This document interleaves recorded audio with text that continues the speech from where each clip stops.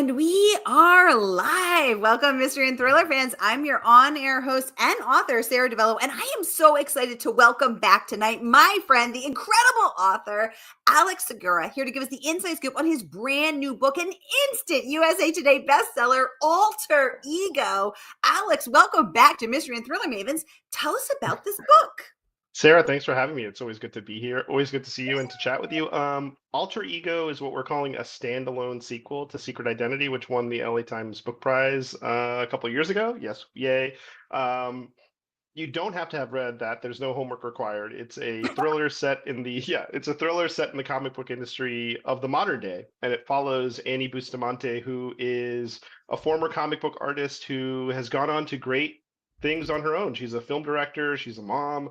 She's really moved past comics, but has this great love for this one obscure character that really brought her into the medium called the Legendary Lynx. And so she's between projects. Her last movie got shelved for tax reasons, which is kind of ripped from the headlines. And so she's back in New York with her daughter, and she's pecking away at this fan comic, really. She's drawing it for fun based on this obscure character that she doesn't think anyone cares about called the Legendary Lynx. When out of the blue, she gets an email from a company called Triumph Entertainment, and they tell her, hey, we own the rights to this character. We know you're a fan. We'd love for you to come in, meet with our team, and be part of this kind of cinematic universe that we're relaunching. So to Annie, it seems like a dream come true. It's her favorite character. It's based on the one comic she knows that was also created by, written by a Cuban American woman like her. But as soon as she takes the meeting, the red flags start to pop up. It seems like the company doesn't seem to know the character, and she starts getting these anonymous messages through Signal, which is an encrypted messaging app, and the username is called Apparition. And she knows, because she's a fan of the Lynx, that Apparition is the ghost-like character that trains the Lynx. And Apparition keeps telling Annie, like, be careful, you're getting into something complex and deadly that could put you and your daughter at risk. And Apparition is proven right as things get more and more complicated as Annie digs deeper into the story of the Lynx and who actually created her and who is behind this new company. So that's the setup, and you don't have to have read Secret Identity, but if you have, you'll know a lot of the kind of plot stuff. Oh my God. Well, we love those Easter eggs, Alex. And I can't wait to talk to you about all of the delicious details. But first, I just want to welcome everyone because we are broadcasting to 7 different destinations across Wow. Facebook, YouTube, and Instagram. We are everywhere bringing a mystery and thriller fun. So, hey, mystery and thriller loving friends, no matter where you're watching from, you are in the right place. This is the right time. It is Mystery Monday, and because Mondays can be murder, we are going to Monday a little less painful. Get your week off to a killer start where the pages and the days are just flying by. And this is, in fact, our very last episode of 2024. We are going out with a big bang with Alex Segura. Yay, I wouldn't want to do it with anyone else. So if you've been here before, my mystery, my mavens, you know the drill. And if you're new, welcome, friends. Here's the drill. Every Monday, I give you my handpicked featured authors, and you get to ask them anything. So let's ask Alex about his writing process, his creative process, winning that LA Times Book of the Year. What is he, a comic book fan? I need to know all of the things, plus about this Annie Bustamante character, aka my new best friend, Annie. Oh, good. So any questions that you have going in the comments, and oh my God, the praise for this book is just off the charts. And again, just burning up the charts, hitting that USA Today bestseller list. Like what? That was great. Oh my God, it was so great. The scream I screamed was so exciting. You and me both. Yay! So any questions? Oh my goodness, we have legendary book critic Arlene Cogdell in the yay. Hi, Aline. We're so happy you're here. Welcome to the conversation. And we have Sharon Bishop, a maven by day, a reader by day, maven by night. Hi, Sharon. Joining us from YouTube as well. Hi, everybody. We have Robin in the audience. We have Elizabeth. We have Paul. We have Jane. Oh my God, we have so many people. Hi, everybody. All right, Alex, let's jump right in because I have a list of questions. And if I don't get to all of them, we're going to, DiVello's going to be upset. So let's jump right in. What is this fascination with comic book characters? Were you a little kid reading those comic book characters? Are you secretly the Lynx? What's going on? Tell us all the things. Well, look, I mean, the mysteries I grew up with comics, yes, 100%. My first comic was an Archie comic at the grocery store checkout that my mom bought for me, and that opened up a lifelong passion for comics, superhero comics, just comics in general. And when I had finished my first 5 novels, the Pete Fernandez series, and I wrote a Star Wars novel. After that, I was like, well, my next book, what is it going to be? And I'm drawn to mysteries that transport you somewhere else, whether it's a different industry, a different culture, a different time, a different world. And I thought people would be fascinated by comics, the industry, like open up the hood and see what's under there beyond what's on the page and what's on the TV screen and what's in the movie theater. Um, so that was Secret Identity, and that was that was a lost period of comics. It doesn't exist anymore. And I thought it would be interesting to take people to the present and show them what comics are like today and how comics are such powerful ideas and IP and are so sought after in terms of movies and television, and how even the most obscure characters like the Lynx, which is a very obscure character in this story, could be very valuable to a company that's looking for that kind of $1 billion break. Mm.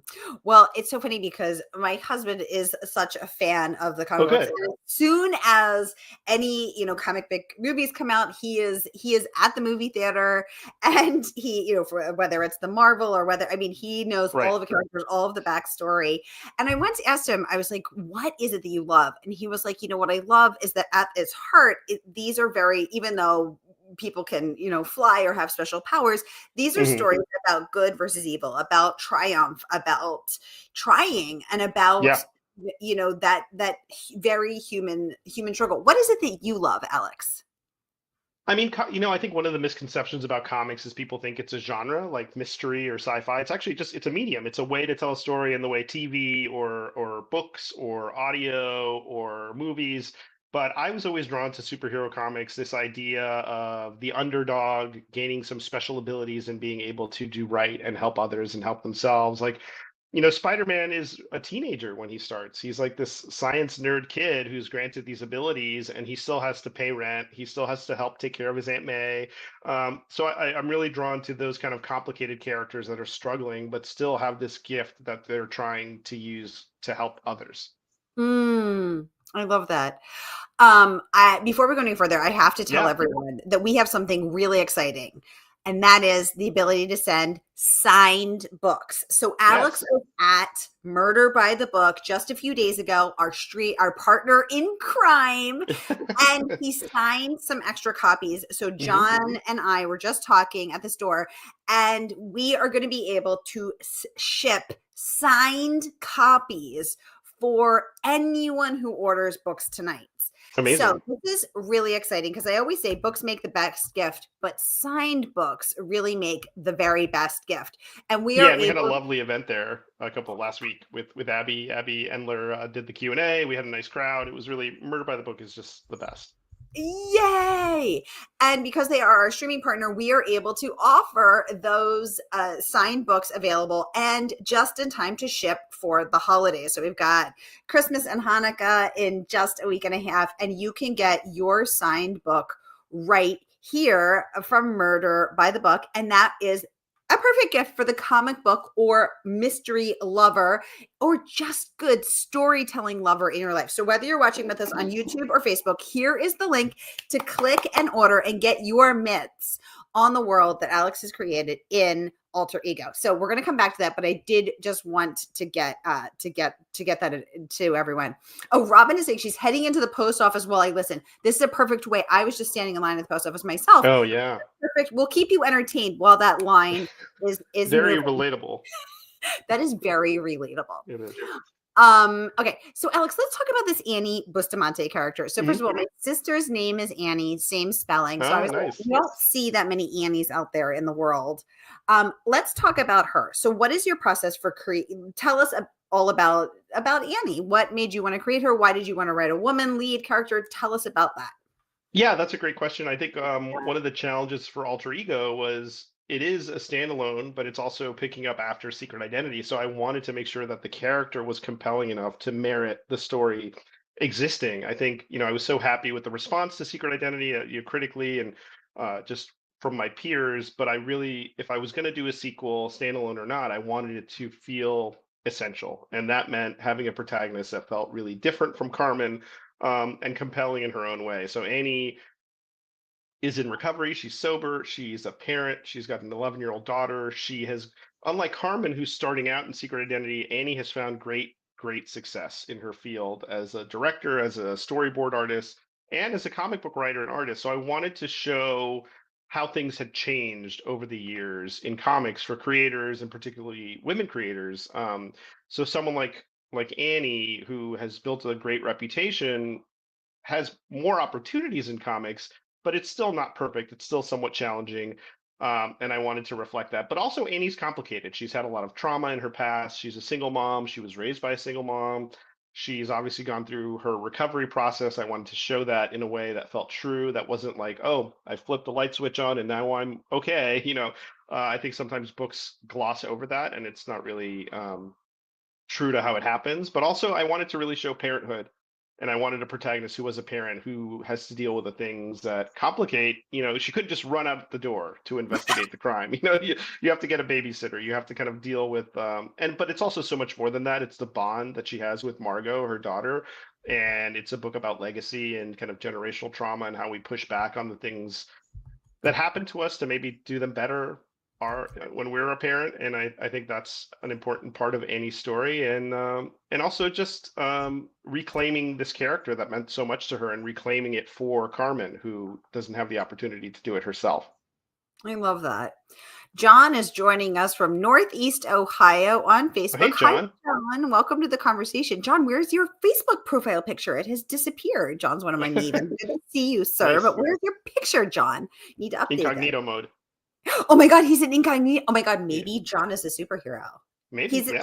this is his regular self. Later He's got to he'll work on being secretive with his identity. exactly. Okay, let's talk about your creative process, Alex. Hmm. So, because you are a parent yourself and you Hmm. wanted to address parenting, is has as a writer, are you sitting down and getting interrupted by those? I need food, I need a bottle, I need to go to school, I need to go to a play Yeah. date, or are you like, hey, when the door is closed, don't knock? Oh no, we don't have it. There's no door in my office. It's like it's an apartment, so I mean they can kind of walk in if they want to. But I think I've just learned to treat writing as something that can happen in sprints. Like I don't over ceremonialize the process. I don't need certain music playing. I don't. This is not a criticism of folks that do need that. But for me, I have to find the quickest path to the document. And so literally the document or whatever I'm working on is open at all times on my computer. And if I'm at the dinner table or if I have 5 minutes in bed where I can crank on a few pages or a few thousand words, I will do that. And also not beating myself up. I don't think you have to write 1,000 words a day or X amount of words a day to be a quote unquote writer. I think you do the work and you know what the work is, and you can kind of be aware if you're slacking or not. But it's great when I have a couple hours to write, but I don't. That's not the minimum, and that's not the requirement. How do you drop in that quickly? I'm unable to drop in quickly. I struggle with concentration, Yeah, yeah, even yeah, on yeah. a good day. So, how are you able to? Is that just how your brain works, or is that a struggle for you too?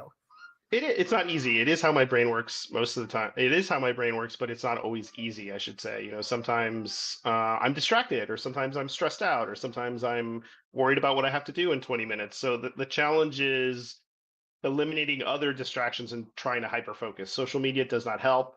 The computer doesn't help. I sometimes have to turn off the Wi-Fi and just focus in, but some days are easier than others. And I think the days that I'm jazzed about something are easier when I'm really like motivated to dive in, but those aren't every day and we have to write every day because it's a job. Exactly. So on because the days that you're jazzed when you've been like, oh, how will I do this? How will I do this? And it clicks, and then you're like, yay, and the Yeah. fingers are flying, and you're in that state, the flow state. It's so Hmm. exciting. But on those days when it is hard, what tools or techniques or strategies do you use to get through those tough moments? Yeah, that's a great question too. I think I'm not a big believer in writer's block. I think but obviously it affects people and it affects, sometimes I do get stuck and I'm not as productive. And I think in those moments you just have to step away for a second. You take a walk, you listen to some music, you do something with your hands, wash the dishes, do some clean around the house. When all else fails, I pick up one of my favorite books and I just read a few pages, and that really gets me in the zone for why I'm doing this. You're reminded of the power of story, the power of words, and I have a real soft spot for powerful and good prose. I'm a plot guy. Like I love great plot, But what really like lulls me into a book is when the word choice is perfect. I think there's some writers that do it really well. I have to work at it. And I don't say that, I say that honestly, like, I have to really kind of chip at it and make sure that the words are good. I think it comes easily to some other writers. And when I read those books, I'm like, okay, I want to try to do that. Alex, I totally agree. I Hmm. love it when the pages are flying by and I'm like, oh my God, like Yeah.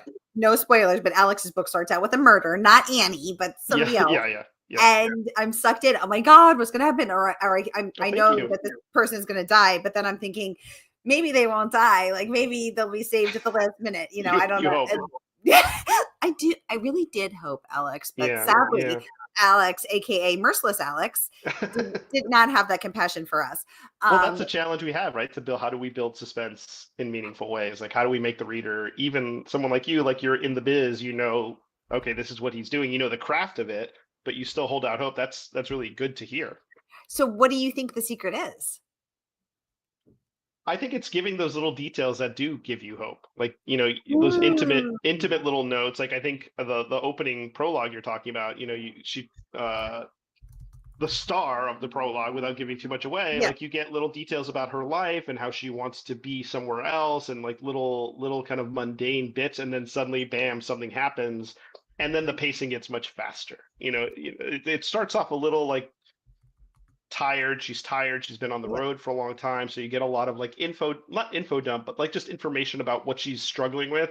And then boom, you have the moment of impact, literal impact, and then things start to move a lot faster. Like the words are shorter, the sentences are shorter, the breaks come faster, and then you close with a nice visual. And that's usually what I think, that's what kind of keeps people turning pages. And Alex, that's actually a really good point that you bring up. It is the mundane details Hmm. because those are relatable. We've all been Yeah. tired, overwhelmed, or just want to be somewhere else. That it's like, oh my God, I know what that feels like. So then when we're identifying with that person, then we're already caring for that person.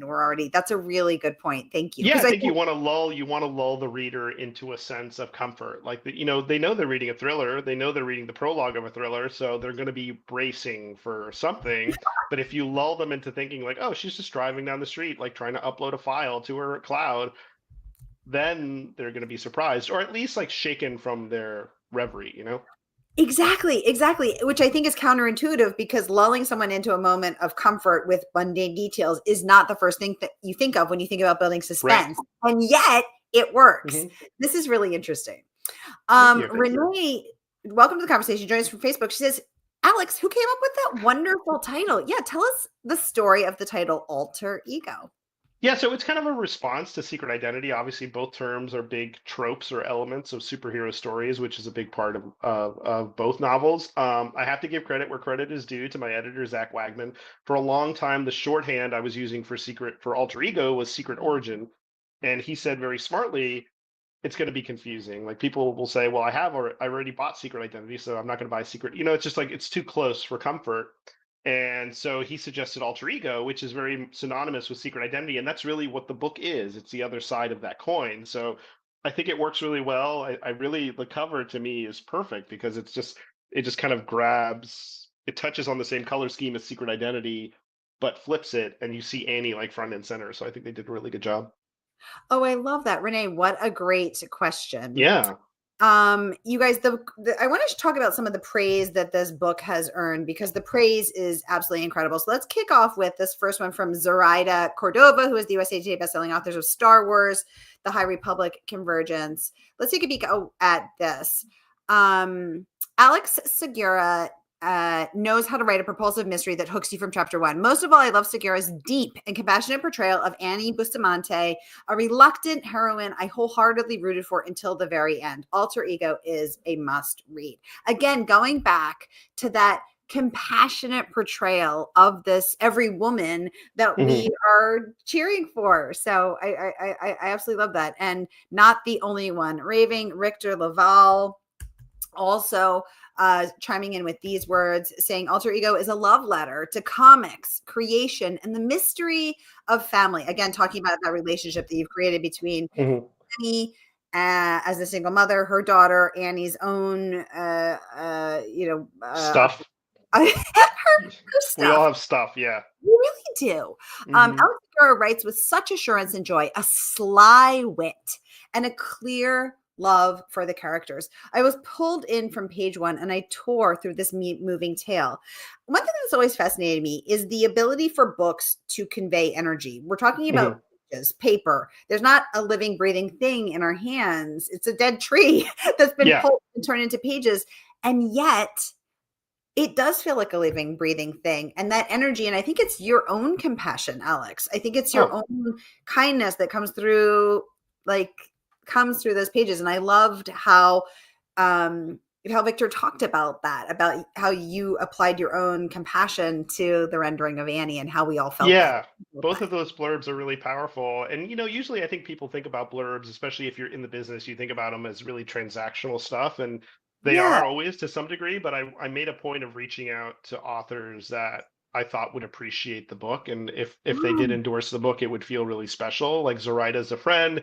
She writes these kind of characters. Victor also writes in comics and writes really amazing novels. And people like Michael Connolly, like just like like he's a legend. So having him kind of bless the book was so important and meaningful to me. Like it didn't really matter if it moved a copy or not, which I'm sure it helped. But I think with these stories, if you want to write a great mystery, it starts with character. And if you're doing a mystery, that's driven by setting and character, if your character doesn't resonate or feel three-dimensional or unique or conflicted, the plot is not going to save you. Like it doesn't matter how many twists and turns because people will just get off the ride if they don't care. And that's something I think about a lot is just how interesting is this character and why would anyone follow them around? So that's the big challenge with any book. well, speaking of Michael Connolly, Oh yeah. here is did someone say Michael Connolly? Here's his blurb. I have it ready to go. He Oh, says, no good. one is writing books as unique and riveting as Alex Segura. Alter Ego is a smart, fantastic ride through a mysterious world that you may not know, but you will feel totally comfortable in thanks to his creative genius. It pulls you in and keeps you turning the pages. I absolutely love that. He's not the Yeah. only superstar weighing in. David Baldacci saying the suspense and tension in Alter Ego builds slowly, like the best of Hitchcock's films. I love this one because I'm an old film nerd. Cary Mhm. Grant was my first crush. I Oh, nice. love Hitchcock. And so I loved that Baldacci likened you to a Hitchcock film, saying all the setups and foreshadowing explode in this finely tuned plot. Annie and Margot, her daughter, are true Yeah. gems steeped in authenticity and visceral emotion. Segura is an excellent writer and he brings his A game to this rollicking page ripper. Don't miss it. Yeah, Yay. that was definitely a squeal when you get the blurb in your inbox kind of moment. I mean, Yeah. Hitchcock was a big inspiration point because I think one of the challenges too of writing a sequel to something like Secret Identity is I didn't want it to feel just tonally the same. Secret Identity is a very kind of slow burn noir, very limited settings, like very hyper focused on Carmen, and this Alter Ego is much more of a page turning thriller, but also a character driven thriller in that Hitchcockian tradition. Like I watched a lot of Hitchcock, watched a lot of Brian De Palma. Like what propels these Same. characters, you know, to what is a thriller? A thriller doesn't have to be exploding cars and plane crashes and things like that. It can very much be character driven, and I think that was the challenge. Exactly, exactly. Oh, we have two good questions from Renee here. First, first for me, Oh, Renee good. has noticed that I have moved my background. Renee, you're exactly right. I had a different location than my office. Yes. So the joy of apartment living is that if you have a spouse or partner and Hmm. they want to, I don't know, do their workout in the space that you usually use to do your interviews, we must shift around each other. These are the Yeah, joys I'm of in my apartment bedroom. living. So exactly. So I am doing this from my bedroom while my husband does a workout. And Renee, you're very observant. Thank you for noticing. And then she has one for you. She wants to know, okay, so talking about parenting, I'm scrolling back to get it. Hmm. How old are your kids and what do they read or what do you read to them? What a great question. Oh yeah, that is a great question. My kids are 8 and 5, a boy and a girl. Both of them, I'm very thankful that they do love to read. My son is a voracious reader. We have that in common. Like I was like that when I was his age. My daughter's Me too. starting to read, so that's exciting. We read a Yay. lot of comics. We read a lot of old comics. Like he's into like the classic Marvel stuff, like Spider-Man and X-Men and the Hulk and Thor, even though I was not really into those characters, Thor and Hulk as a kid. So he's kind of blazing his own trail. but we read a lot of like older Silver Age. By Silver Age, I mean from the 60s and early 70s comics like Doom Patrol or Legion of Superheroes. And some of those stories are just fun and they're all ages. Like there's no like questionable content. It's just really entertaining stuff. Renee saying that is so cool. That is so cool. And also a chance for you to teach your son, sometimes, Hulk doesn't have to smash. Sometimes Yeah, Hulk he can can hug. take a deep breath and, and meditate instead. Hulk, there's lessons, there's a room for lessons in there, Alex. Yeah, get in touch with your your inner karma. Yeah. Although I do quote to my husband, if I'm mad, I will say, DiVello mad, DiVello smash. And Yeah, then, he doesn't want. He shouldn't want that. Yeah, you really don't. You really yeah. don't. Things to avoid. Thanks for all the hearts up on Facebook, you guys. We have other incredible blurbs here from Caroline Kepnes, the creator of You. She said, not only does Alter Ego contain the best Jewel reference in fiction ever, it's the kind of book that makes you feel so much. A creative and inspiring mystery that is also smart and romantic. This book arrived at a perfect time for me, and I could not stop thinking about it. What I loved about that is that Caroline Kepnes, who I actually met in person for the first time at an event She's this wonderful. summer, Yeah. she's so wonderful. Mm-hmm. And I think she's sort of known for her ability to go into those dark places and create characters that people, really resonate. And so I loved seeing that she couldn't stop thinking about your book, Alex. That's really cool. Oh, thanks for all the love on hearts on Facebook, you guys. Yay. Yeah, one of the things that I haven't really talked about much on tour or during interviews is that there's a whole kind of different timeline. We hop back and forth between Annie's past from her childhood through high school through college. It's not her life story, but it's really about her relationship with her friend Danny and how things change and evolve. And that was a really important part. I think it's very much the spine of the story, like her and Danny, but also in the present, it's her and Margot, her daughter, and that all weaves together. And so I think Carolyn really responded to that part, but not just the music reference, but the heart of that. And I really was grateful for her to note that she noticed it. Yay. Sharon is saying she loves the Hulk and Thor. Oh, good. Okay, you're in the right place. This is the right welcome. Place. The book for welcome. Yeah, this is the book for you. So once again, you can get your signed copy. Mm-hmm. Perfect gift for self or others in time for the holiday. And again, what a perfect gift to give, not to the comic book lover in your life, to the mystery lover in your life, to just the person who loves great storytelling. Because I think, Alex, what I also started to say, and we got derailed by so much other great conversation, is that I love it when the pages are flying, but when there is the perfect, word choice or sentence, I love to pause and really drink that in, and also marvel at great storytelling and compassionate storytelling. So that's one thing that I really love, and that I think we have in common, and I really love about your writing. So thank you. So again, you guys, the perfect gift for self or others, the mystery lover in your life, or you, the mystery lover, is right. Treat yourself. Is right here. Treat yourself the perfect gift. Signed copies of Alter Ego right here. And oh my goodness, we have award-winning author Tracy Clark in the house. Tracy. Hi, Tracy. One of the nicest people on the planet. Oh my God, I love Tracy Clark. Hi, Tracy Clark. We're so happy you're here.